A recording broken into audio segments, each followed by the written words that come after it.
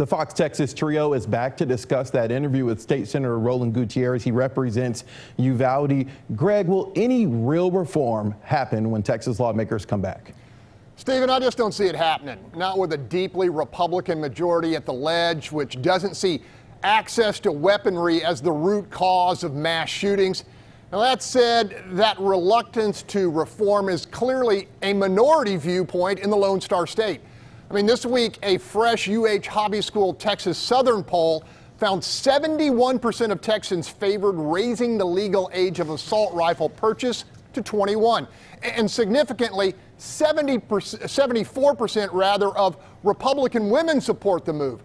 Other modest actions like red flag laws and mandatory background checks also drew overwhelming support in the survey, which leaves us with the question, are Republicans in Austin simply refusing to act on the will of the people?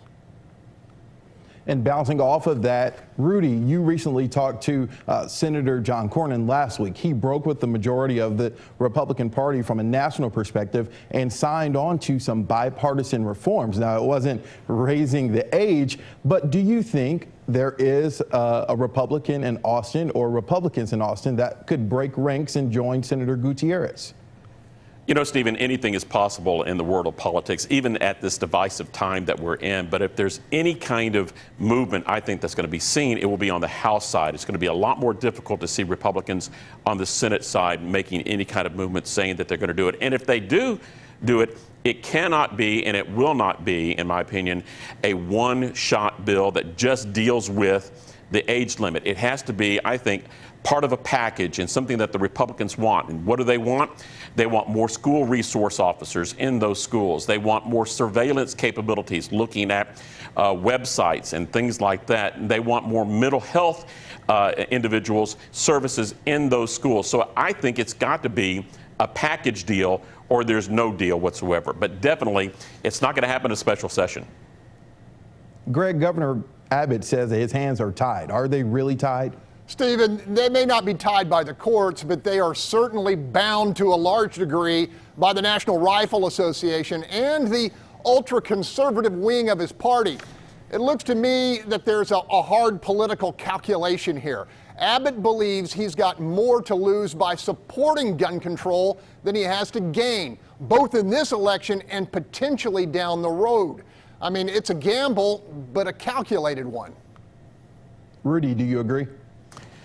Well, I don't agree with the senator in his assertion that the court action is just, you know, a whimsical type thing and it's not going to stick. I think it could stick. Now, remember, California's law, age restriction, was struck down before the Texas courts acted. So there's still a long process that goes and has to happen. But here's the core thing in this whole thing. Between 2018 and this year, 6 of the 9 deadliest mass shootings in the United States were committed by people 21 or younger. So that's a case for the age limit. But from 2018 to 1949, there were 30 mass shootings and only 2 involved a gunman younger than 21. Most are being committed by individuals who are in their mid-20s and their 30s and 40s, and that's part of the argument against the age restriction.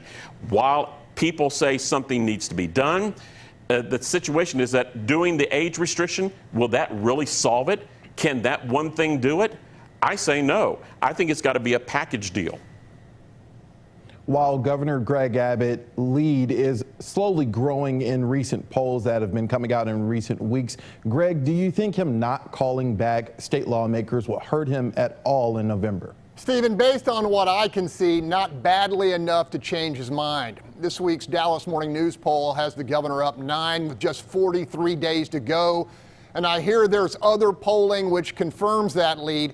Now, that said, anything can happen. For instance, and God forbid, what if we suffer another attack?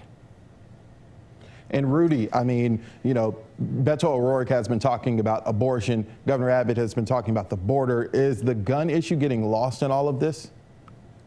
No, I think the gun issue is taking traction. I think that there is a little bit of fatigue going on with the abortion issue, and I think that people are listening more and thinking more about this gun issue and what should be done. Will it be done in a special session? As I said a moment ago, I don't think so, especially during an election year. I just don't think it could happen during an election year. Depending on what happens after November, then we can start thinking about it, maybe a quick special session on something. But I think that this whole debate, whether it is abortion, whether it's gun reform, it's going to have to wait, and it's going to wait until sometime in January. Well, to see this interview with State Senator Roland Gutierrez and any of our discussions, you can head to our station's YouTube channels.